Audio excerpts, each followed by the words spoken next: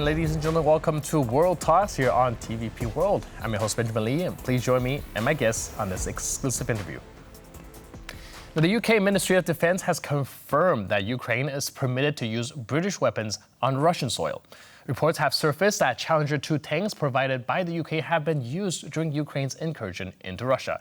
Intense fighting continues in Ukraine, with residents being urged to evacuate eastern town of Pokrovsk, as well as Russian forces is closing in. Joining us today on TVP World to discuss these developments and their broader implication is Frank Ledwidge, military expert, senior fellow at the University of Portsmouth. Hello, sir, and welcome to TVP World. Good morning, Benjamin. So let's first take a look at the situation of the utilization of UK weapons in Russia. How does this decision impact the dynamics of the conflict? For it's not just on the front line, but does this send a political signal as well that the West is willing to let Ukraine use these weapons to push into Russia? It's not just the Challenger tanks, there's also artillery systems as well being are involved in this particular incursion. We have seen Italian and Czech weapon systems too, and the US HIMARS as well deployed into this operation. So it's not just the UK.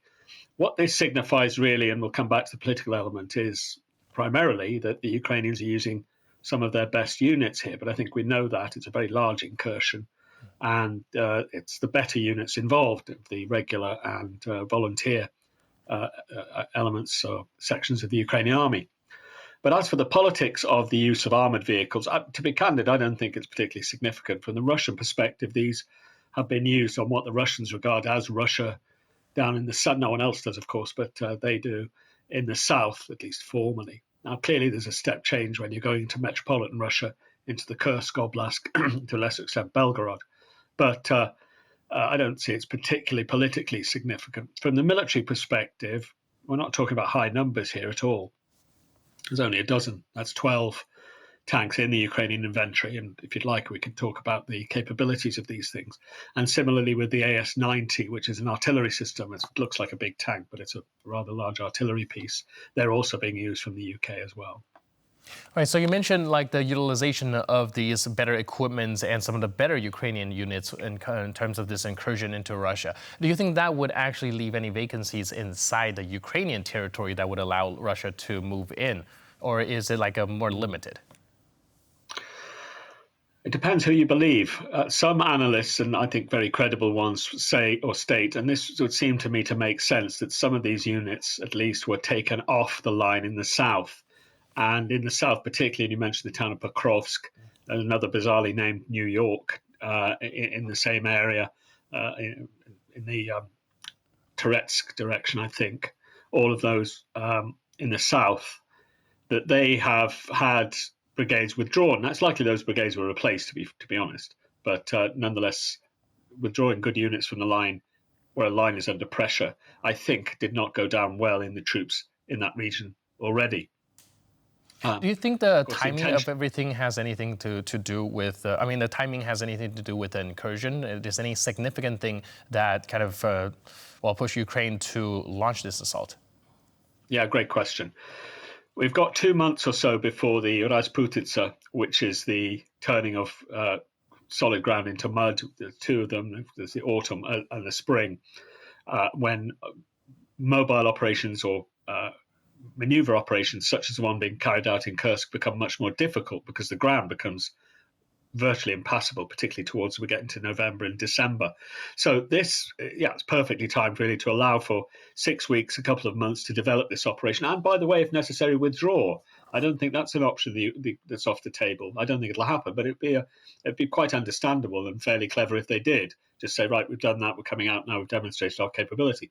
But back to the timing, this is the last moment for a major operation to take place, and that the carrying out of a major offensive or counteroffensive has been in the air for some time, and we're seeing it now, obviously, and it's had immense political effect. So yes, the timing is significant, both politically. It's the last opportunity the Ukrainians have before the winter sets in, but also the last opportunity for them to make a mark before what Zelensky and indeed many others plan to be a peace conference in November. Let's also not forget what else is happening in November. the US elections. So we've got a trifecta of reasons why now. It's a couple of months to the US elections, a possible peace conference, and something that simply cannot be avoided. It's natural, the Rasputitsa, which will come in around the same time. So yeah, now's the last time, and they're making good use of that time. All right. First of all, thank you so much for helping us highlight the situation, because I think most of the analysts would focus on only the political aspect of it. But at the end of the day, a war is won with soldiers, the boots on the ground, and the logistics of the military aspect. It is actually often neglected. And so thank you for helping us shed light on that situation. And in the meantime, I'm also wondering, with kind of evacuation now happening on both sides of the border, are we seeing a prelude of a more escalatory conflict? Undoubtedly, Benjamin. What's happened now, it seems, is that the Ukrainians have developed their assault. They have not outrun their lines of supply, and they're very conscious of this logistics problem that you've spoken about. And they've said so, saying, look, we're not going to go charging into Kursk, either the city or the province, much further, because we don't want to outrun our supplies and get cut off. So I think what's happened is they've got about 1,000 square kilometers, not necessarily under control, but with presence.